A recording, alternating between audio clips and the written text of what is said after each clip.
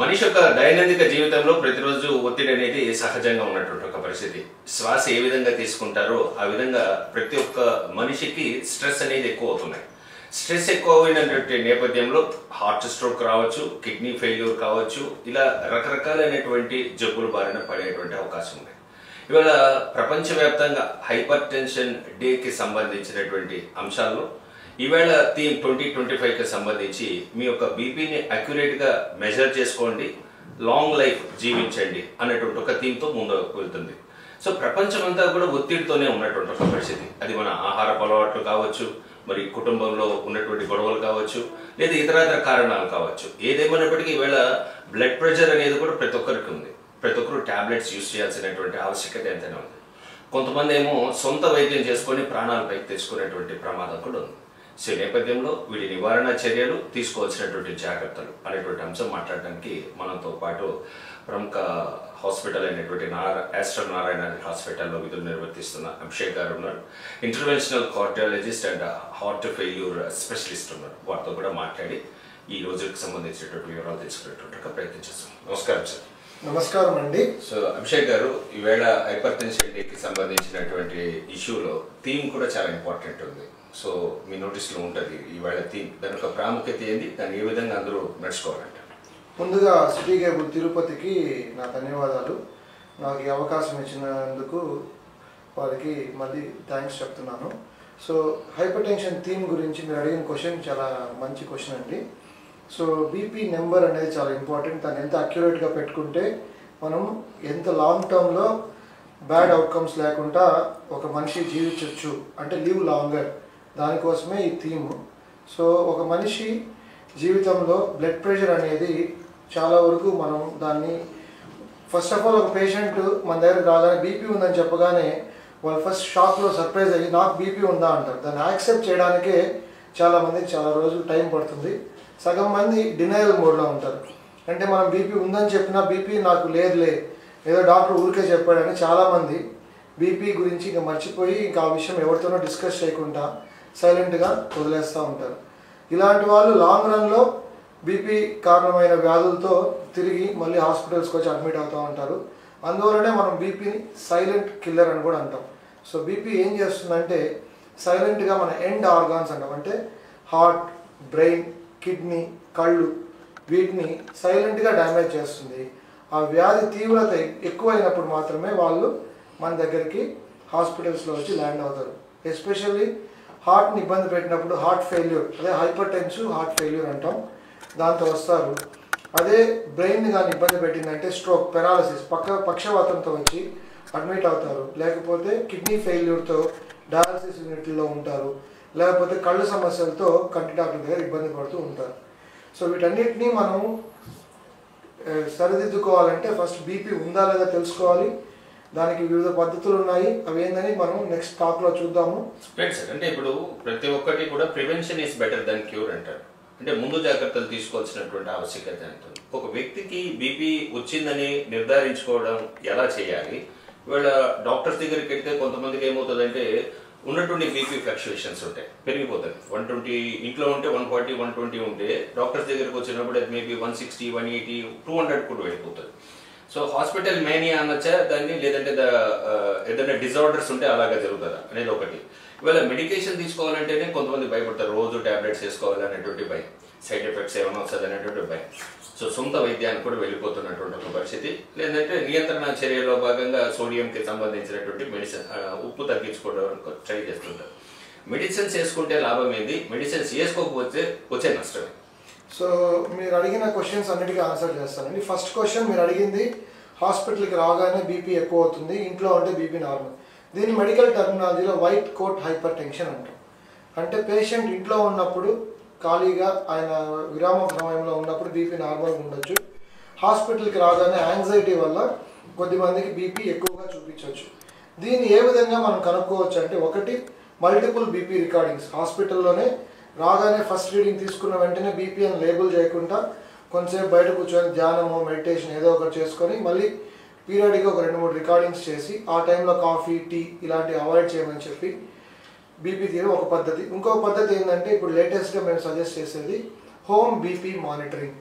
అంటే పేషెంట్ ఇంటి దగ్గరే ఆటోమేటిక్ బీపీ ఆపరేటెడ్ మిషన్స్తో ఇట్లా లెవెల్డ్గా ఇట్లాంటి టేబుల్ మీద కూర్చొని కామ్ పీస్ఫుల్ ఎన్విరాన్మెంట్లో టీ కాఫీ ఏం తాక్కుంటా రిలాక్స్డ్గా లెగ్స్ కామ్గా పెట్టుకొని లెగ్స్ మళ్ళీ ఇట్లా క్రిస్ క్రాస్గా వేసి కూర్చోకూడదు, నార్మల్గా లెగ్స్ వేసుకొని కూర్చొని టేబుల్ మీద చేయి పెట్టుకొని బీపీ కఫ్ని కట్టుకొని ఆటోమేటిక్ రికార్డింగ్ నొక్కగానే ఒక బీపీ రీడింగ్ వస్తుంది. ఇట్లా యావరేజ్ ఆఫ్ రీడింగ్స్ ఎవ్రీ డేలో ఒక 5 to 6 readings irrespective of your meal average of 5 to 6 readings తీసుకొని దాన్ని డాక్టర్ దగ్గరికి కూడా తీసుకురావచ్చు.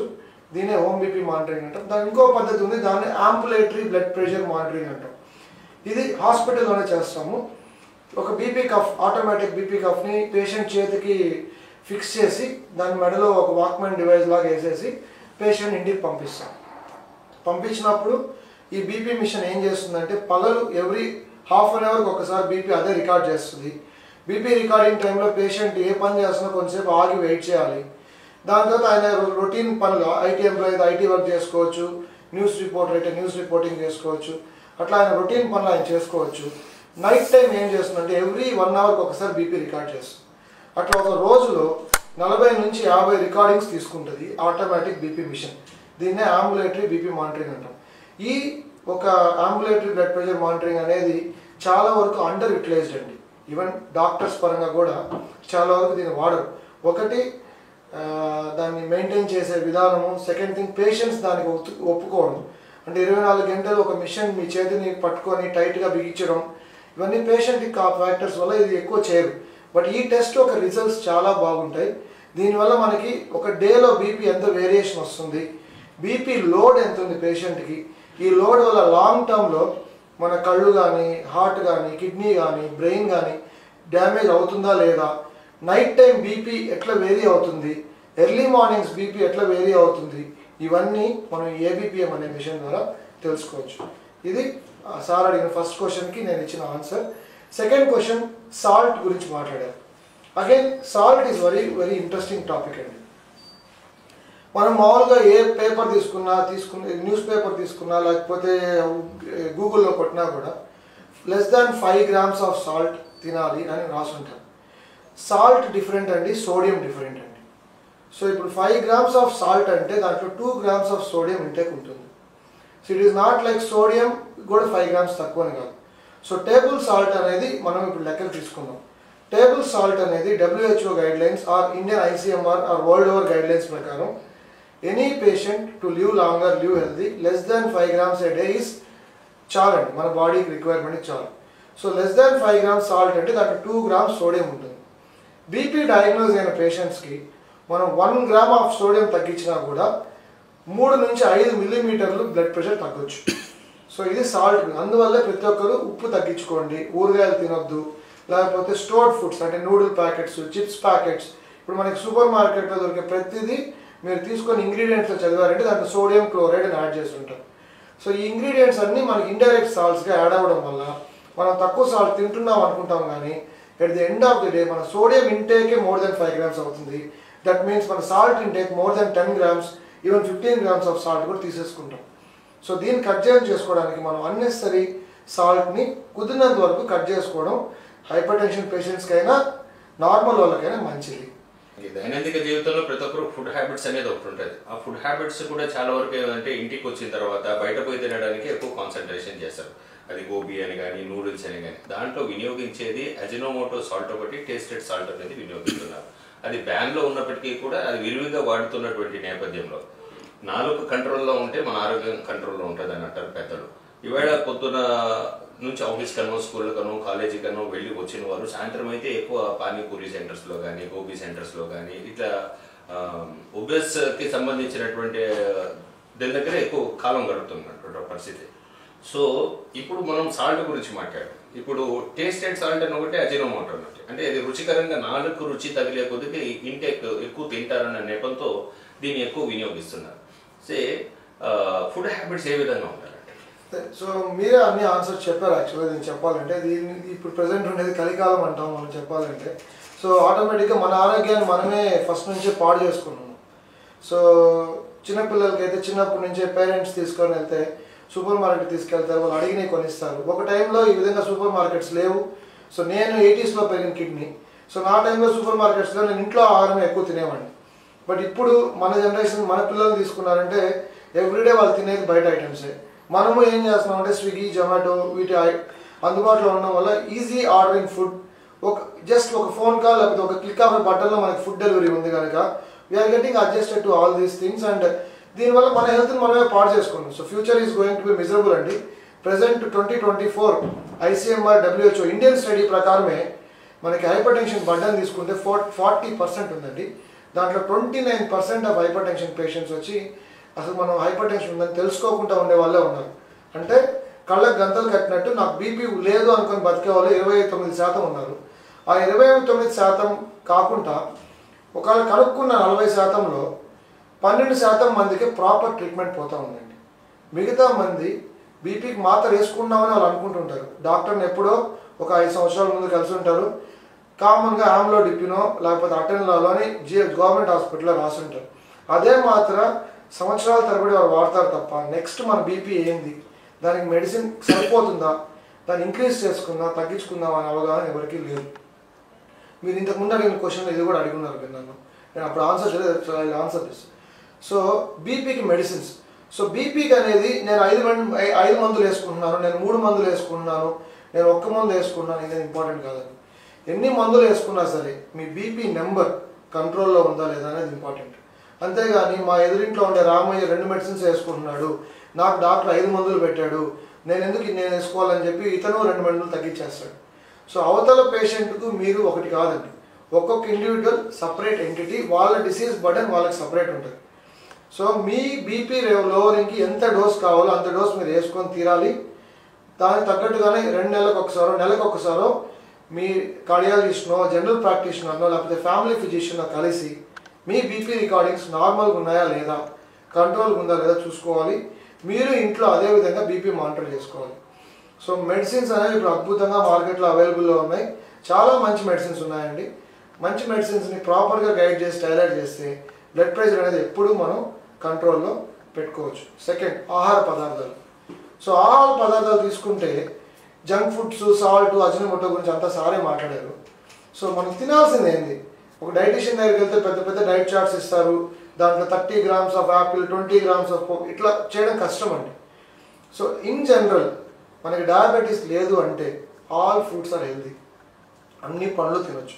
ఒకవేళ షుగర్ ఉందంటే మాత్రం ఫ్యూ ఫ్రూట్స్ మనం అవాయిడ్ చేయాలి, లైక్ మ్యాంగో, మామిడి పండు, లేకపోతే సీతాఫలం, సపోటా, జాక్ ఫ్రూట్ ఇలాంటివి అవాయిడ్ చేయొచ్చు. కానీ న్యూట్రిషియస్ ఫ్రూట్స్ ఉన్నాయండి కొన్ని, తక్కువ రేటుగా దొరుకుతాయి మార్కెట్లో. జామ పండు, పపాయ, మస్క్ మెలన్, కివి, ఇవన్నీ ఫ్రూట్స్ ఏంటంటే వీటిలో రిచ్ న్యూట్రిషన్ సపోర్ట్ ఉంటుంది, మెగ్నీషియం ఉంటుంది, అండ్ మనకు కావాల్సిన మినరల్స్ ఉంటాయి. These fruits will boost your immunity and blood pressure కంట్రోల్కి హెల్ప్ చేస్తాయి.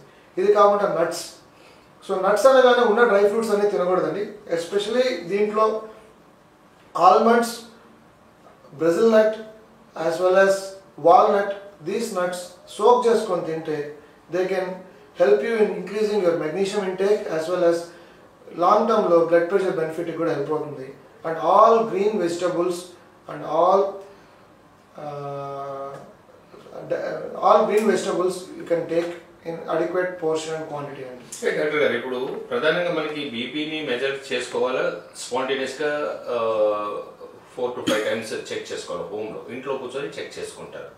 సో కొంతవరకు ఏంటంటే ఈ బీపీ అనేది సైలెంట్ కిల్లర్గా మనిషిని చంపడానికి ప్రయత్నం చేస్తుంది. వన్స్ ఆఫ్ ఆల్ వెళ్ళిపోయిన తర్వాత ఇంకేమీ చేయలేనటువంటి నిస్సహాయత, మేబీ పారాలసిస్ కూడా వచ్చేవచ్చు.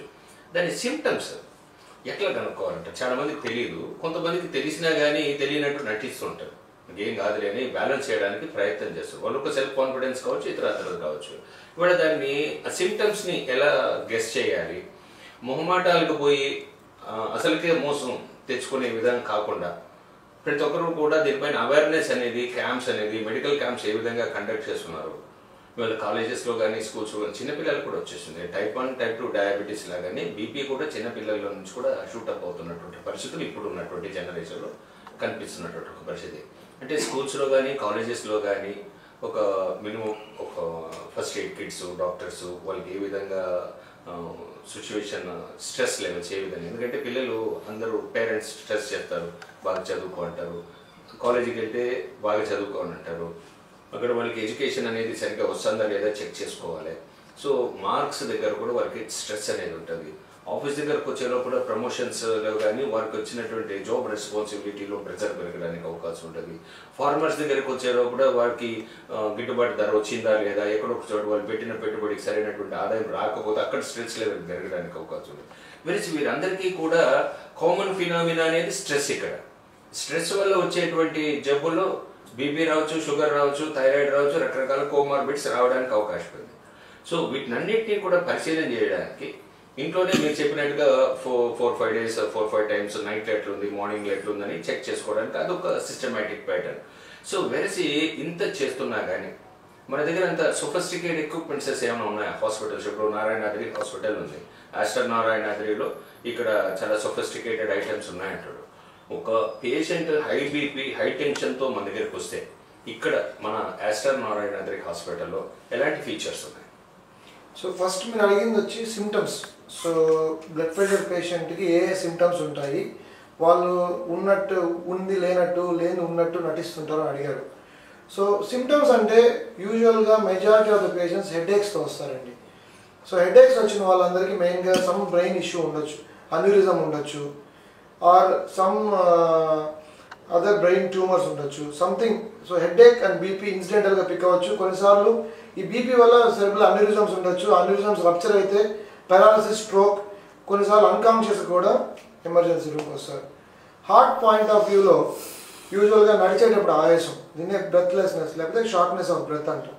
సో నడిచేటప్పుడు ఆయాసంతో వస్తారు, కొంతమంది ఛాతీ భారంగా ఉందని వస్తారు, కొంతమంది గుండె దడతో వస్తారు, కొంతమంది కిడ్నీ డాక్టర్ దగ్గరికి కాళ్ళ వాపులతో వెళ్తారు, అంటే కిడ్నీ ఫెయిల్యూర్, మొహం వాయడం, కాళ్ళు వాయడం, సో లేకపోతే యూరిన్ తక్కువగా రావడం, ఇవన్నీ కిడ్నీ ఫెయిల్యూర్ సిమ్టమ్స్.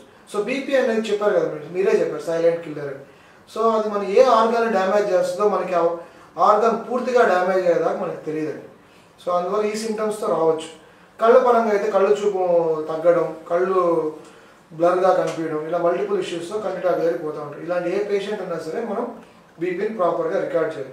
ఎక్విప్మెంట్ అంటే అండి ఇప్పుడున్న ప్రతి కార్పొరేట్ హాస్పిటల్స్లో they are all going with a standard equipments అండి. సో అన్ని దగ్గరలో we use standardized BP machines. So దాంతో అక్యురేట్గా పాల్పేటరీ అండ్ ఆస్కల్టేటరీ మెథడ్స్లో మనం చెక్ చేసి బీపీని we'll tailor and adjust the medicines అండి. ఎమర్జెన్సీకి కానీ బీపీ పేషెంట్ వచ్చాడంటే we have a standard protocols మా దగ్గర.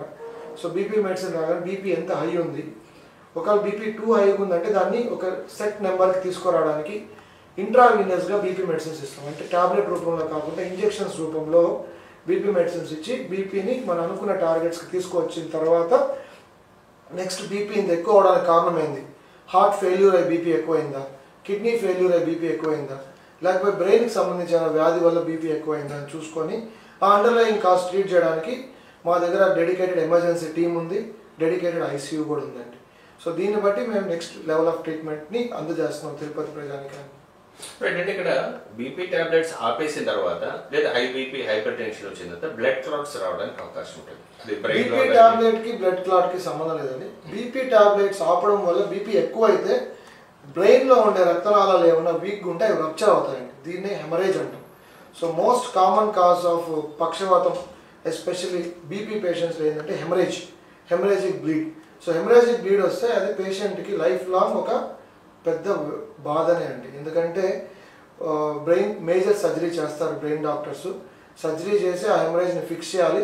కొంతమందిలో సర్జరీ కూడా ఫెయిల్ అవుతుంది, ఫెయిల్ అయిన పక్షంలో వాళ్ళు జీవితకాలం బెడ్ రిడన్ అవుతారు. అంటే బీపీ హైపర్ టెన్షన్ సివియారిటీస్ చాలా ఉంటాయి. సో దాన్ని చాలా మందికి తెలియదు, ఏముంటుందిలే ఏం కాదులే అని అనుకుంటారు. అంటే సీజనల్గా రైనీ సీజన్ కానీ సమ్మర్, ముఖ్యంగా సమ్మర్లో తీసుకుంటే హైపర్ టెన్షన్స్కి సంబంధించినటువంటి వారిలో తెలియని స్ట్రోక్స్ తగులుతూ ఉంటుంది అని అంటారు. అది వాస్తవమేనా? So hypertension patients especially కంట్రోల్డ్గా హైపర్ టెన్షన్ పెట్టుకొని మెడిసిన్స్ మీద ఉండేవాళ్ళు సమ్మర్లో కొంచెం కేర్ఫుల్గానే ఉండాలి. మీరు అడిగినట్టు కొంతమంది డయోటిక్స్ అనే మెడిసిన్స్ వేసుకుంటూ ఉంటారు, బీపీ తగ్గడానికి వాడతామండి. అది ఈ డయోటిక్స్ వేసుకునే వాళ్ళలో ఏమవుతుందంటే బాడీలో ఉండే ఉప్పు నీరు మెడిసిన్ కొంచెం బయటకు పంపిస్తూ ఉంటుంది. వీళ్ళు ఆ సమయంలోనే ఈ వేసవి టైంలో ఎండల్లో తిరగడము, వేడి ఎన్విరాన్మెంట్లో ఉండడం వల్ల ఆల్రెడీ మన బాడీలో ఆ మెడిసిన్ డిహైడ్రేట్ చేస్తూ ఉంటుంది మనల్ని. వీళ్ళు ఎండలో తిరగడం ఎక్కువగా డిహైడ్రేట్ అవ్వడం వల్ల వాళ్ళు లో బీపీ లేకపోతే బ్రెయిన్ స్ట్రోక్స్ వచ్చే ఛాన్సెస్ ఉన్నాయి. అంటే ఇంటేక్ ఆఫ్ వాటర్ అంటే ఇక్కడ బీపీ పేషెంట్స్కి వచ్చేటప్పుడు అది కిడ్నీ పైన ఎఫెక్ట్స్ చూపిస్తున్నటువంటి నేపథ్యంలో అంటే కొంతమందికి ఏంటంటే మెడిసిన్స్ వాడితే సైడ్ ఎఫెక్ట్స్ వస్తుందని doctor 5 grams 10 grams 15 grams depending on the body of the patient suggest చేస్తే వీళ్ళు దాన్ని తగ్గించుకోవడానికి ప్రయత్నం చేస్తారు. ఒకేసారి అన్ని మందులు వాడేస్తే మళ్ళీ ప్రాబ్లం అవుతుంది, నిదానంగానే వాడుకుందాం అన్నటువంటి ఒక అనాలోచితమైనటువంటి నిర్ణయాలు కావచ్చు, ఓవర్ కాన్ఫిడెన్స్ కూడా కావచ్చు. ఈ 2 అంశాలు ఉంటాయి. డాక్టర్ మనకి ఎక్కువ డోస్ పెడతారు, ఆ డోస్ని తగ్గించుకుందాం. అంటే జనరల్గా డాక్టర్ దగ్గరికి వెళ్ళినప్పుడు వారానికి సంబంధించో 10 రోజులకు సంబంధించో మెడికేషన్ చేస్తారు. దాంట్లో తీసుకునేది 5 రోజులకు మాత్రమే తీసుకుంటారు. తగ్గితే చూద్దాము ఎందుకు మెడిసిన్స్ వేస్ట్ చేసుకుంటారు. కానీ డాక్టర్ ఆలోచించే పెడతారు.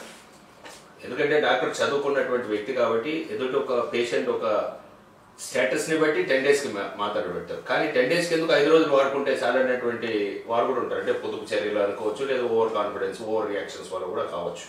సో వెరసి తగ్గించి మెడిసిన్స్ తీసుకుంటే వచ్చే ప్రమాదాలు ఎంతవరకు ఉంటుంది? సో ఇది యూజువల్గా మీరు చెప్పిన పాయింట్ ఆల్మోస్ట్ ఒక 10 మందిలో 5-6 మంది పేషెంట్స్ ఈ విధంగా ఆలోచించే వాళ్ళు ఉంటారు.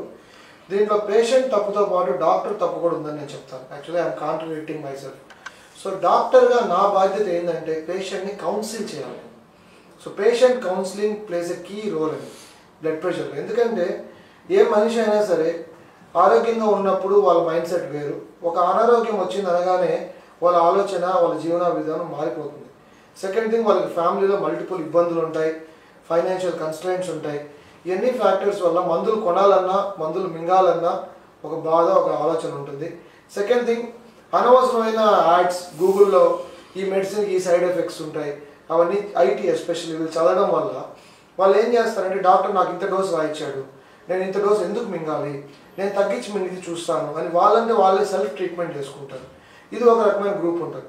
ఇవన్నీ మనం ఎలా అవాయిడ్ చేయొచ్చు అంటే మన క్లినిక్లోనే ఒక 5 minutes స్పెండ్ చేసేది ఇంకొక 5 minutes extra 10 minutes extra counselling అనే చేయాలి.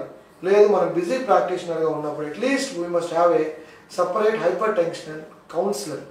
సో బీపీ మెడిసిన్స్ ఎలా మింగాలి, బీపీ మెడిసిన్స్ ఒక రోల్ ఏంది, ఏ టైంలో వేసుకోవాలి, ఎలా వేసుకోవాలి, డైట్ ఏంది అని diet counsellor with hypertension counsellor ఉంటే ఇంకా బెటర్ అండి. వెస్ట్రన్ వరల్డ్లో మనకి ఈ కౌన్సిలర్స్ అనే వాళ్ళు అవైలబుల్గా కూడా ఉన్నారు. సెకండ్ థింగ్, ఈ కౌన్సిలర్స్ ఏం చేస్తారంటే పేషెంట్ని ఫాలో చేస్తారు. ఇప్పుడు డాక్టర్ మెడిసిన్ ప్రిస్క్రైబ్ చేశారు, so every 3rd day or 4th day పేషెంట్కి కాల్ వెళ్తుంది, లేకపోతే ఒక మెసేజ్ వెళ్తుంది. సో మెడిసిన్స్ వేసుకుంటున్నారా లేదా ఒక రిమైండర్ లాగా. సో మన టిపికల్ హ్యూమన్ మైండ్ సెట్ ఏంటంటే మనం ఎవరో ఒకరు రోజు చెప్తా ఉండాలి. చిన్నప్పుడు మన అమ్మ నాన్న చెప్తారు లేరా ట్యూషన్కి వెళ్ళరా, అట్లా మనకి ఎవరో ఒకరు మనకి చెప్పాలి. ఆ విధంగా కౌన్సిలర్స్ రోల్ అది అనమాట. ఇప్పుడు చాలా వరకు ఫార్మా కంపెనీస్ ముందుకు వస్తున్నాయండి హైపర్ టెన్షన్ ప్రోగ్రామ్స్. ఈవెన్ నేను నా క్లినిక్స్లో చేస్తున్నాను. సో మన ఫార్మా కంపెనీ కౌన్సిలర్స్ ఏం చేస్తారంటే వాళ్ళకి ఫోన్ చేసి మెడిసిన్స్ వేసుకుంటున్నారో లేదా అన్నీ చేసి నాకు సెట్ ఫీడ్బ్యాక్ కూడా ఇస్తారు. సో ఈ విధంగా మనము పేషెంట్ కాంప్లైన్స్ని ఇంక్రీజ్ చేయొచ్చు. అంటే ఒక డ్రాప్అవుట్స్ ఒక 10 మందికి మనం బీపీ మెడిసిన్ స్టార్ట్ చేస్తే ఇంతకుముందు 5 మంది వేసుకోకపోతే ఈ విధంగా చేయడం వల్ల 10 మంది వేసుకోరేమో కానీ 8 మంది దాకా మనం అక్యురేట్గా వేసుకోవడం చేయొచ్చు. ఇప్పుడు కాయిన్ ఒక సైడ్ మాట్లాడాం, అంటే దానివల్ల మెడికేషన్ చేస్తే ఎలా ఉంటుంది, తీసుకోవాల్సినటువంటి జాగ్రత్తలు అన్నటువంటి కాయిన్కి 1 side మాట్లాడాం. మరి కాయిన్కి అనదర్ సైడ్ వ్యాయామం, స్ట్రెస్ ఫ్రీ మెడిటేషన్ ఇవన్నీ కూడా ఉన్నటువంటి పరిస్థితి, దానిపైన కూడా మాట్లాడతాం. ఈవేళ ఎంతవరకు ఎక్సర్సైజ్కి సమయాన్ని కేటాయించాలి, ఆహార అలవాట్లు ఏ విధంగా మార్చుకోవాలి? సో హైపర్ టెన్షన్లో మనము ప్రీ హైపర్ టెన్షన్ అంటాం, స్టేజ్ 1 అండ్ స్టేజ్ 2 అంటాం. నా పరమైన ప్రాక్టీస్ పరంగా అయితే నేను ఇన్ని రోజులుగా ఆల్మోస్ట్ నేను జనరల్ ఫిజిషియన్గా ప్రాక్టీస్ చేసి కార్డియాలజిస్ట్గా ప్రాక్టీస్ చేస్తున్నాను. గత 10-15 సంవత్సరాలుగా నేనైతే first importance physical activity, lifestyle modification, డైట్కే ఇస్తానండి. ఫస్ట్ దాంతో ట్రై చేసిన తర్వాత I will go for medicine. దీన్నే యూట్యూబ్ ఛానల్స్లో ఆయుర్వేదిక్ కానీ ఇనానీ కానీ వీళ్ళు న్యాచురోపతి వాళ్ళు చెప్పేది క్యాష్ చేసుకుంటుంటారు. బట్ దీంట్లో కూడా ఒక డాక్టర్గా మనం తెలుసుకోవాల్సింది ఏంటంటే what is the cut off. మనం ఏ మార్క్కి వెళ్ళిన తర్వాత ఇంకా దీనికి మించి మనం డైట్ లైఫ్ స్టైల్ ట్రై చేయకూడదు, ఎప్పుడు మెడిసిన్స్ స్టార్ట్ చేయాలి. అండ్ వన్ మోర్ థింగ్ ఏంటంటే 50% medicine goal BP control, other 50% patient ఏం కృషి చేస్తున్నాడు అంటే తన స్ట్రెస్ లెవెల్స్ని తను ఎలా తగ్గించుకుంటున్నాడు, తన వ్యాయామంకి తను ఎంత టైం స్పెండ్ చేస్తున్నాడు. ఇప్పుడు తీసుకుంటే ఎగ్జాంపుల్ నేనైనా తీసుకోండి, లేకపోతే మన న్యూస్ రిపోర్టర్ సార్ అయినా తీసుకోండి, వీళ్ళందరూ మన జీవనశైలి ఎట్లుంటుంది, మనం బిజీ లైఫ్ దేని ఎంత పరిగిస్తున్నామో మనకే తెలియట్లేదు. మార్నింగ్ లేస్తాము, లేవగానే ఇంట్లో ఒక 10 బాధ్యతలు ఉంటాయి. ఆ 10 బాధ్యతలు ఫాస్ట్గా నిర్వర్తించి మన వర్క్కి పరిగిస్తూ వెళ్తాము. వర్క్లో అంతా అయిన తర్వాత అక్కడ 10 మందిని మనము స్ట్రెస్ ఉంటుంది, ఈరోజు ఒక టార్గెట్ ఉంటుంది, ఈరోజు ఒక టాస్క్ ఉంటుంది. ఈ టార్గెట్స్ అన్ని అచీవ్ చేసే లోపల సాయంత్రం అయిపోతుంది. మెంటల్గా అలసిపోతాం. అలసిపోయి ఇంటికి రాగానే ఇంక ఎక్సర్సైజ్ చేయడం ఎవరికి కుదరట్లేదు. దీని నుంచి next level of advance thinking మనం వెళ్ళాలి. ఇదే వెస్ట్రన్ పీపుల్ చేస్తున్నారు. వాళ్ళు వర్క్ లైఫ్ బ్యాలెన్స్ అనేది పెట్టుకుంటారు. అంటే వాళ్ళు ఒక పాయింట్ వరకే స్ట్రెచ్ అవుతారు, కానీ ఆ పాయింట్ నుంచి స్ట్రెస్ అవ్వరు. ఎస్పెషల్లీ మీరు ఫ్రాన్స్ ఇలాంటి కంట్రీస్ కానీ విజిట్ చేశారంటే మీరు ఎక్కడ ఆటోమొబైల్ వెహికల్సే చూడండి. Majority of them will go by cycle. Even పెద్ద పెద్ద రినౌండ్ డాక్టర్స్ కావచ్చు, ఈవెన్ గవర్నమెంట్ అఫీషియల్స్ కావచ్చు, ఆర్ కంట్రీని రూల్ చేసే పొలిటీషియన్స్ కావచ్చు, ఎవ్రీవన్ యూజ్ సైకిల్ అండి. So they know the importance of exercise and they know the importance of life. If you take a French individual, you hardly see obesity in them. But if you take an Asian population, especially Asian American population, obesity చూసారంటే మనలో 50% ఉంటుంది. Because we are all adjusted to this sedentary lifestyle. ఒకలాంటి మన జీవనశైలి మనమే spoil చేసుకున్నాం. దీన్ని ఎలా ఇంప్రూవ్ చేసుకోవచ్చు? ఎవ్రీ డే ఒక 1 hour మనకంటూ మనం టైం స్పెండ్ చేసుకోవాలి.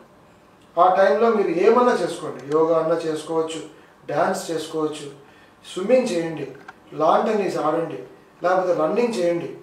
సో మల్టిపుల్ యాక్టివిటీస్ అండి, ఏదైనా చేయొచ్చు. అంతేగాని ఎవరో ఒక ట్రైనర్ యూట్యూబ్లో వీడియో పెట్టాడు 50 kilos ఎత్తాలి, 60 kilos ఎత్తాలి, లేకపోతే ఒక సెలబ్రిటీ 100 kilos ఎత్తాడు స్ట్రెంత్ ట్రైనింగ్ అని, ఇట్లా ఫన్నీ థింగ్స్ చేసి సడన్ కార్డియాక్ డెత్లు వీటిలోకి వెళ్ళడం కంటే రొటీన్ టైం టెస్టెడ్ ఎక్సర్సైజ్ అండి. బాడీని మన అన్ని జాయింట్స్ ఫ్లెక్సిబుల్గా ఉన్నాయా లేదా, that can be done with simple yoga. Yoga ఇష్టం లేదనుకుంటే సింపుల్ స్ట్రెచ్చింగ్ ఎక్సర్సైజెస్ చేసుకోవడం. దాని తర్వాత వచ్చి కార్డియోని, how to intensify your cardiac capacity. So you must run. So jogging, running, ఈ రెండు మీకు ఇష్టం లేదు అంటే డ్యాన్స్ కంటిన్యూస్గా చేస్తారు కనుక డ్యాన్స్లో కూడా you will increase your heart rate to one extent. Or swimming, very good exercise అండి. లేదు లాన్ టెన్నిస్, ఒకవేళ మీరు ఒక ఎలైట్ క్లబ్లో మెంబర్ ఉన్నారనుకోండి, you can play always lawn tennis. ఇలాంటి స్పోర్ట్స్ని ఎంచుకోవడం వల్ల we can increase our aerobic exercise capacity. Food కూడా అనుకున్నాం.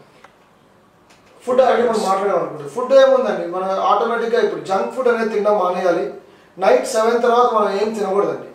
నాకు తెలిసినంత వరకు 7 to మార్నింగ్ 8 బ్రేక్ఫాస్ట్ వరకు ఏం తినకపోతే సో కాల్ ఇంటర్మీడియట్ ఫాస్టింగ్ అని చెప్పి అందరూ పేజీలు లెక్చర్ ఇస్తున్నారు.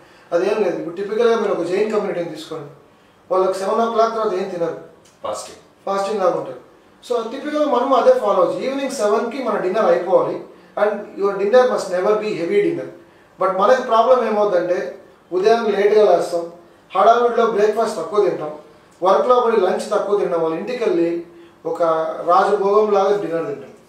సో మనం ఆపోజిట్ చేస్తున్నాం. So our day must start with a good breakfast, light lunch and light dinner. So దీంట్లో ఏం తినొచ్చు ఏం తినకూడదు అని చెప్పడానికి ఆల్మోస్ట్ ప్రతి న్యూస్ పేపర్లో అదే చెప్తున్నారు, ప్రతి యూట్యూబ్ ఛానల్ అదే ఉంది. మళ్ళీ నేను అదే చెప్పి బోర్ కొట్టేయాల్సిన అవసరం కూడా లేదు. ఇక్కడ అపోహలు అనర్థాలు రెండు వస్తాయి. ఇప్పుడు కొంతమంది మీరేమో ఎంబీబీఎస్ చదివి పీజీ చేసి దాంట్లో అన్నీ కూడా ఒక స్పెషలైజ్డ్ సిస్టమ్తో మీరు వెళ్తారు.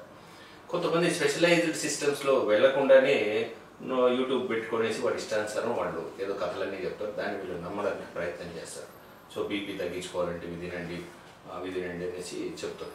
మరి కొంతమంది అయితే కొబ్బరి నూనె తాగండి, కూలింగ్ చేయండి అని చెప్తుంటారు. ఇది ఎంతవరకు ప్రభావం చూపడానికి? ఇది అపోహలు అనొచ్చా, అనర్థాలు అనొచ్చా, ఇన్ఫాక్చువేషన్స్ అంటే యూట్యూబ్ చూసేటువంటి వాళ్ళు కానీ యూట్యూబర్స్ కూడా పబ్లిక్ లైఫ్ని స్పాయిల్ చేస్తారని అనుకోవచ్చా? డెఫినెట్గా అండి. యూట్యూబ్ వల్ల ఎంత బెనిఫిట్ ఉందో అంతే హార్మ్ కూడా ఉంది. సో చాలామంది యూట్యూబ్ చూడడం వల్ల చాలామంది ప్రాణాలు కోల్పోతున్నారు, చాలామంది కొత్త వ్యాధులు తెచ్చుకుంటున్నారు, అనర్థాలకు దారితీస్తుంది. అండ్ అన్క్వాలిఫైడ్ డాక్టర్స్ కూడా చాలామంది యూట్యూబ్లో వాళ్ళు ప్రాపర్ క్వాలిఫికేషన్ ఉన్నట్టు చూపించుకొని లెక్చర్స్ ఇస్తున్నారు.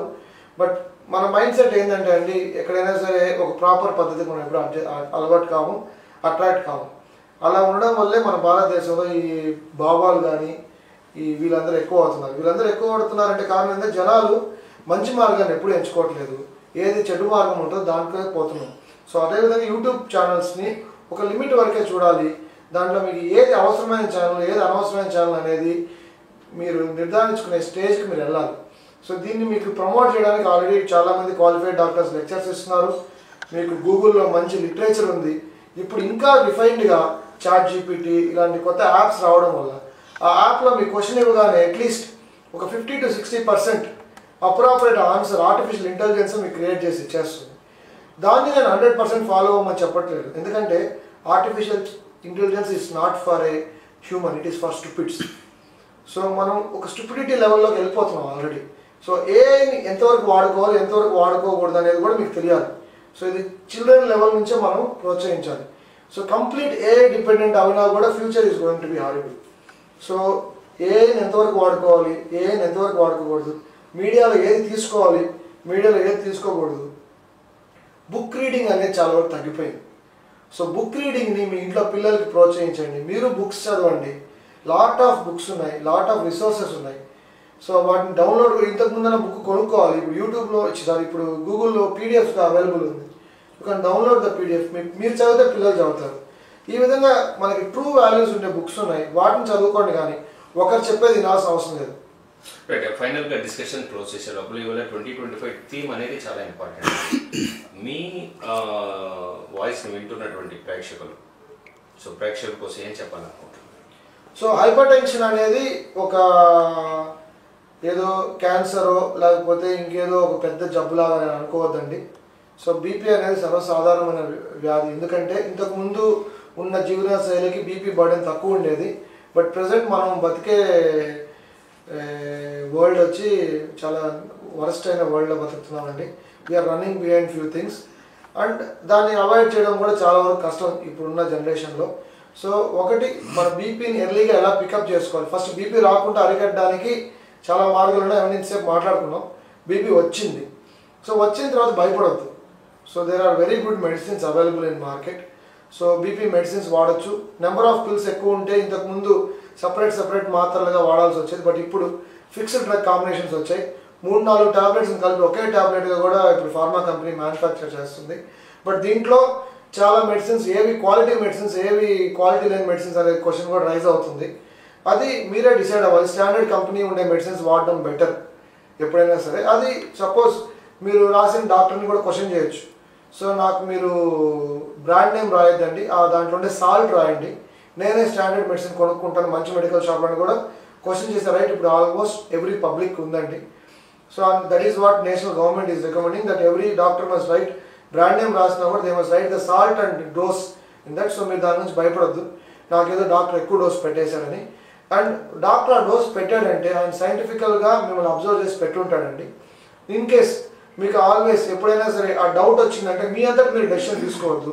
ఇంకొక డాక్టర్ దగ్గరికి వెళ్ళి సెకండ్ ఒపీనియన్ తీసుకొని కావాలంటే డెసిషన్ తీసుకోండి. కానీ మీ అంతటి మీరే మందులు మానేయడం, మందులు ఎక్కువ వేసుకోవడం, మందులు తక్కువ వేసుకోవడం చేయొద్దండి. బీపీ మెడిసిన్స్ కాకుండా ఇప్పుడు నూతన టెక్నాలజీ కూడా వచ్చిందండి. దీన్ని రీనల్ డీనర్వేషన్ థెరపీ అంటాం. అంటే ఏంటంటే బీపీ మందులు 5కు మించి ఎక్కువ మందులు వాడే పేషెంట్స్కి బీపీ కంట్రోల్ లేదంటే కాలు గుండా ఒక కెథెటర్ తీసుకెళ్ళి కిడ్నీకి పోయే రక్తనాళాల్లో ఉండే నర్వ్స్ని ఒక అబ్లేషన్ కెథెటర్ తీసుకెళ్ళి దాన్ని బంద్ చేస్తాం. బంద్ చేయడం వల్ల ఏమవుతుందంటే కిడ్నీ అండి మీ బీపీ రెగ్యులేషన్లో మెయిన్ రోల్ ప్లే చేస్తుంది. ఆ రెగ్యులేటరీ మెకానిజంని మేము ఆల్టర్ చేయడం వల్ల 5 మెడిసిన్స్ వేసుకునే వాళ్ళు సింగిల్ టాబ్లెట్ కూడా మారచ్చు. అంటే కొంతమంది భయపడతా ఉంటారు, నాకు 6 మెడిసిన్స్ పెట్టేశారు మా సారు, సో నేను ఎలా చేయాలి అని. అప్పుడు దానికి కూడా ఇప్పుడు డిసీజ్ బర్డెన్ తగ్గడానికి నూతన టెక్నాలజీస్ చాలానే వస్తున్నాయి. So future is going to more lightening. So మీకు ఎప్పుడు ఒక లైమ్ లైట్ అనేది ఉంది. So you must meet your proper doctor and you must keep your blood pressure under accurate levels to live longer and healthy. చూసారుగా ఇప్పటివరకు కూడా doctor Abhishek గారు ఇచ్చినటువంటి వాల్యుబుల్ సజెషన్స్. సాధారణంగా డాక్టర్ అందుబాటులోకి రారు. మనం కోరిన నేపథ్యంలో మన కోసం సిటీ కేబుల్ ప్రేక్షకుల కోసం ఒక ½ an hour పాటు తన అభిప్రాయాన్ని కూడా తెలియజేశారు. వాళ్ళు prevention is better than cure అంటారు. అంటే ఒక రోగం మనకు వచ్చే లోపల ముందు జాగ్రత్తలు తీసుకోవాల్సింది చాలా అవసరం ఉంది. వాళ్ళు ఒత్తిడిని జయించాలి. లేదు ఒకవేళ ఒత్తిడికి గురైనప్పుడు అపోహలు అనర్థాలకు పోకుండా యూట్యూబ్ ఛానల్స్లో వచ్చేటువంటి ట్రీట్మెంట్స్ని ఫాలో కాకుండా దగ్గరలో ఉన్నటువంటి డాక్టర్ని సంప్రదించి సరైనటువంటి ఔషధాలు వినియోగించుకున్నప్పుడు ఆరోగ్యంగా జీవితకాలం కొంత ఎక్స్టెన్షన్ చేసుకోవడానికి కూడా అవకాశం ఉందనేసి డాక్టర్ చెప్తున్నటువంటి ఒక పరిస్థితి. ఇది వాటి డిస్కషన్. రేపు మరో అంశంపై మళ్ళీ కలుగుతాం. అందరికీ సెలవు. నమస్కారం.